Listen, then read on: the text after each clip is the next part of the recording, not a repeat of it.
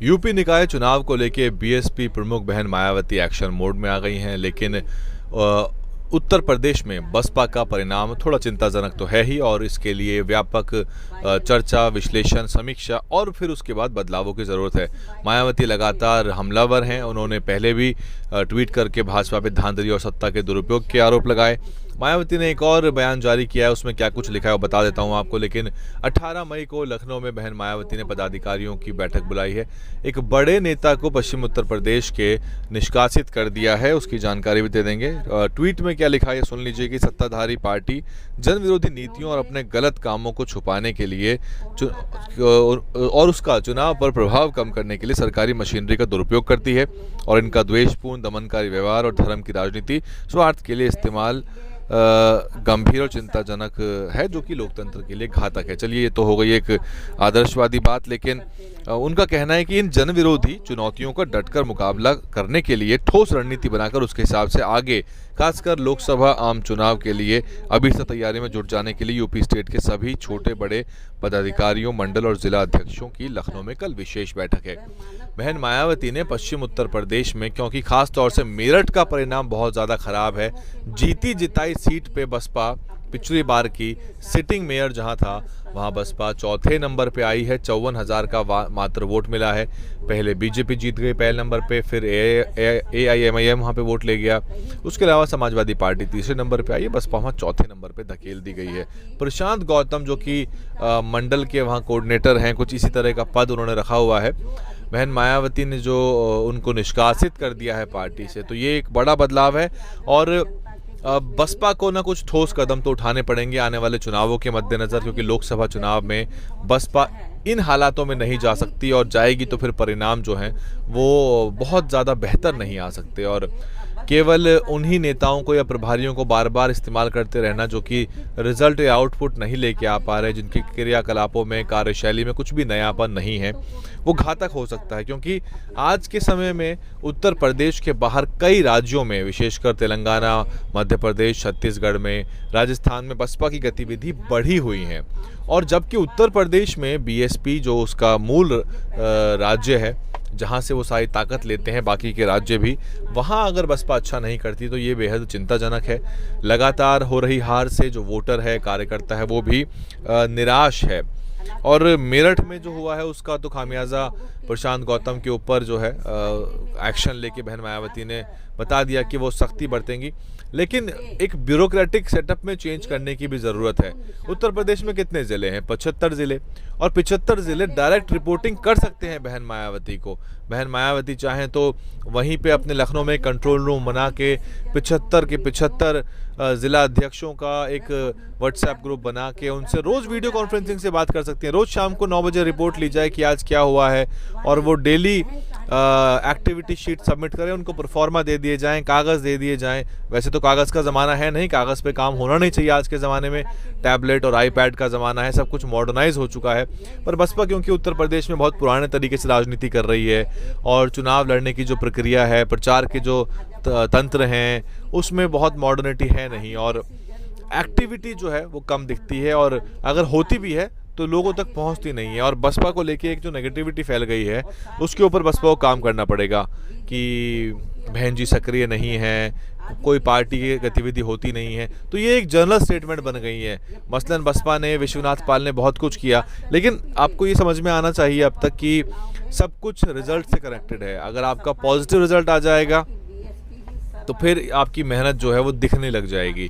जब तक आपका रिजल्ट नहीं आएगा तो फिर कितनी मेहनत कर लीजिए, विदाउट आउटपुट वो ज़ीरो है। वैसे भी ये साइंस का फिनोमेना है। जो फिजिक्स के छात्र हैं उनको पता होगा कि जो आपकी एनर्जी स्पेंट है ना, उससे वर्क डन नहीं मापा जाएगा। कि एक्चुअल वर्क डन तब माना जाएगा जब वहाँ पे कोई डिस्प्लेसमेंट हुई हो, यानी कि कुछ गतिविधि दिखी हो। आप कितनी एनर्जी लगाते रहिए, जब तक धरातल पे कुछ नज़र नहीं आएगा तब तक आपका काम नहीं माना जाएगा। ये नियम है दुनिया का, मार्केटिंग का और कॉरपोरेट वर्ल्ड का कि आपका आउटपुट ही मैटर करता है। एक बच्चा चाहे सारे दिन खेलता रहे, कूदता रहे, लेकिन वो 90% लाता है तो जनता, लोग, रिश्तेदार यही कहेंगे कि भाई बहुत पढ़ाकू बच्चा होगा, बहुत पढ़ाई करता होगा। और एक बच्चा चाहे किताब लेके सारे दिन बैठा रहे, उसके रिजल्ट नहीं आता, फेल हो जाता है, तो फिर वो नालायक की कैटेगरी में चला जाएगा। बीएसपी बहुत ही कठिन समय से उत्तर प्रदेश में गुजर रही है, लेकिन जो पूरे अस्तित्व पे सवाल लगा रहे हैं वो चीज़ें भी ठीक नहीं है। वो लोग जो बीएसपी को ले कह रहे हैं कि ख़त्म हो जाएगी, ख़त्म हो गई है, तो बीएसपी ख़त्म हो जाएगी तो इससे लाभ किसको मिलेगा? दलित समाज का एक मजबूत वर्ग जो आर्थिक रूप से, सामाजिक रूप से मजबूत हो गया है, आज उसको बसपा की ज़रूरत महसूस नहीं हो रही। वो अपने संगठन बना के, अपने क्लास 1 अधिकारियों के संगठन बना के, या जिनके पास बड़े बड़े बंगले, मकान हैं, गाड़ियां हैं, वो अपने अम्बेडकरी संगठन बना के, जो है बौद्ध धर्म के संगठन बना के अपनी गतिविधियां कर रहे हैं। लेकिन उनको उन लोगों की चिंता नहीं है जो हाशिए पे पड़ा दलित है। सत्ता की, सरकारों की ज़रूरत, सत्ता परिवर्तन की ज़रूरत उत्तर प्रदेश के या देश के करोड़ों हाशिए पे पड़ी दलितों की है। वो चंद लोग जो सोशल मीडिया पे सक्रिय हैं, वो लोग हैं जो अपनी गरीबी से, अपने पिछड़ेपन से बाहर आ गए हैं। लेकिन ये बात तो ये भी वो लोग भी भूल जाएं कि जाति उनका पीछा छोड़ देगी, जाति का दंश उनको पल पल झेलना पड़ेगा। कल को बच्चों को जब IITs में भेजोगे, IIMs में भेजोगे, तो वहाँ वो जातिवाद झेलेंगे और आपके लिए कोई सरकारें नहीं होंगी। ये बात भी सही है कि बसपा को जो है ज़मीन की लड़ाई जो है वो बड़े पैमाने पर लड़नी चाहिए, जैसा कि वो कई राज्यों में आज की तारीख में लड़ रही है। तेलंगाना सबसे अच्छा एग्जाम्पल है।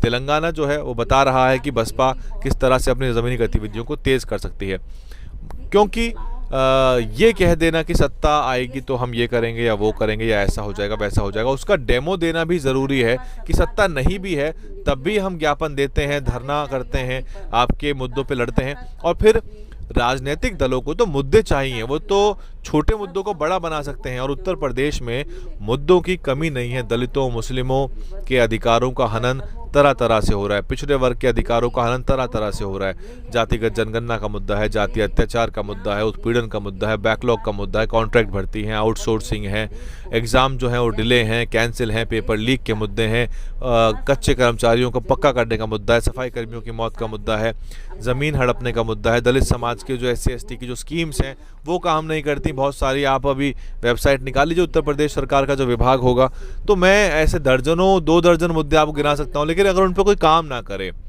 तो कोई फ़ायदा नहीं है।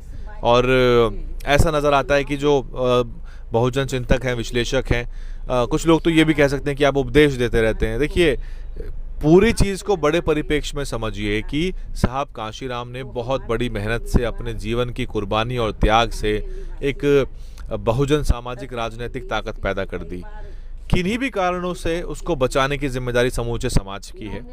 और बाकी कितने भी संगठन काम करते रहें, लेकिन कोई भी राजनीतिक दल जो है वो जल्दबाजी में अगर बसपा के सामने खड़ा हो जाता है आके, तो फिर वो किसी भी रूप से आंदोलन को मजबूत नहीं कर रहा। हाँ, अगर कहीं पे दिक्कतें हैं, प्रभारी या कोई कोऑर्डिनेटर आपको लगता है कि वो न्याय संगत काम नहीं कर रहा है या फिर वो ईमानदारी से काम नहीं कर रहा है, तो उसको उजागर किया जाए, उसको एक्सपोज किया जाए और बताया जाए कि ये जो लोग हैं इनकी वजह से पार्टी हारी है, और चिन्हित किया जाए, जनता खुल के बताए कि कहाँ क्या दिक्कत है।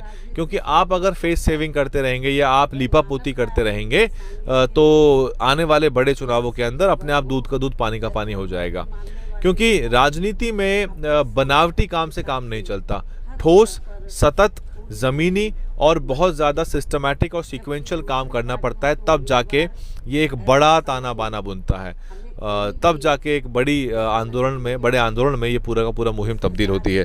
बहरहाल 18 मई को बहन मायावती क्या बड़े बदलाव लेती हैं, अगर आप मुझसे पूछें एज एन एनालिस्ट जो कि बाहर से पूरे के पूरे संगठन को देख रहा है, मेरा मानना है कि उत्तर प्रदेश में जिला अध्यक्ष डायरेक्ट रिपोर्ट करने चाहिए और बीच के सभी लोगों को हटा दिया जाए। मंडल के लोग, जोन के लोग, ये कॉम्प्लिकेटेड जो डिवीज़न है उत्तर प्रदेश का, मैं मानता हूं कि मंडलों में तो प्रशासन ने भी बांटा हुआ है 18 मंडल, क्योंकि बड़ा राज्य है। लेकिन बीएसपी सीधे तौर पे ज़िला से रिपोर्ट करे, बहन मायावती ज़िला अध्यक्षों से डायरेक्ट रिपोर्ट लें, यानी कि ज़िला अध्यक्ष डायरेक्टली आंसरेबल टू बहन मायावती, चाहे भले ही बहन मायावती अपने कोर स्टाफ में किसी एक व्यक्ति को डिप्यूट कर दें, क्योंकि हर जिला अध्यक्ष तो बहन मायावती को फ़ोन नहीं कर सकता मिनट मिनट में, तो वहाँ पे एक डिप्यूट कर दें किसी को, इंचार्ज को, जो बहन मायावती के बिहाफ पे उनके फ़ोन उठाएगा, उनकी समस्याओं को नोट करेगा। और जनता को भी कोई मैकेनिज्म दे दो ना, अगर आपको जानकारी लेनी है कि वास्तविकता में क्या हो रहा है। देखिए, अगर वाकई में चुनाव परिणाम बेहतर करने हैं तो एक ईमेल आईडी जारी करिए या व्हाट्सएप नंबर जारी करिए और कहिए कि जनता, वोटर, एक्स वोटर, पुराने लोग जो आज छिटक गए हैं, वो इस पे सीधे तौर पे हमको बताएं, एसएमएस करके, वीडियो फोटो भेज के, कुछ भी करके हमें बताइए कि ज़मीन पे क्या दिक्कत आ रही है।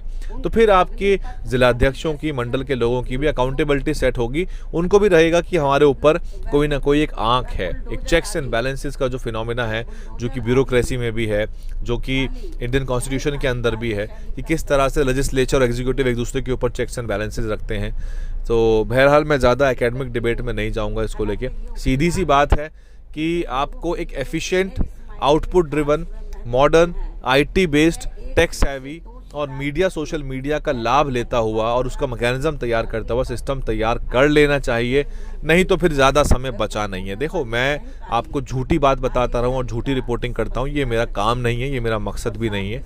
हाँ, ये ज़रूर है कि मैं बहुजन राजनीति का हिमायती हूँ और मैं चाहता हूँ कि बहुजन राजनीति बचे, मजबूत हो, सत्ता में लोग आएँ और तब जाके चीज़ें बदलेंगी।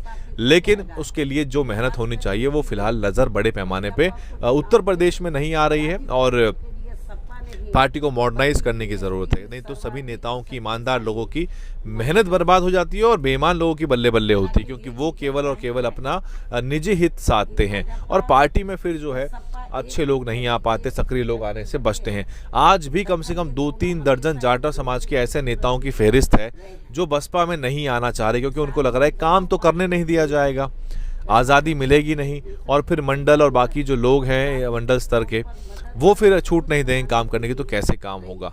तो इस सेटअप के अंदर it needs a serious overhaul, इसमें रिफॉर्म्स की ज़रूरत है। अगर इस पूरे स्ट्रक्चर को लीन कर दिया जाए, मतलब लीन कर दिया जाए, बड़े लोगों को लगाइए ना जिला पे, क्या दिक्कत है।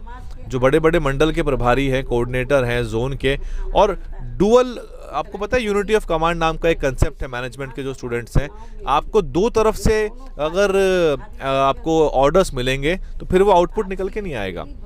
एक जिला का प्रभारी भी होगा, अध्यक्ष भी होगा, 2 लोग होंगे और उनकी ओवरलैपिंग पावर्स होंगी। ओवरलैपिंग, या तो 2 लोगों की सेपरेट जुरिस्डिक्शन हो कि भाई आप मीडिया, सोशल मीडिया और संगठन देखेंगे, आप राजनीतिक गतिविधियां और मेंटेनेंस देखेंगे, तो या तो डिपार्टमेंट्स डिवाइड हों।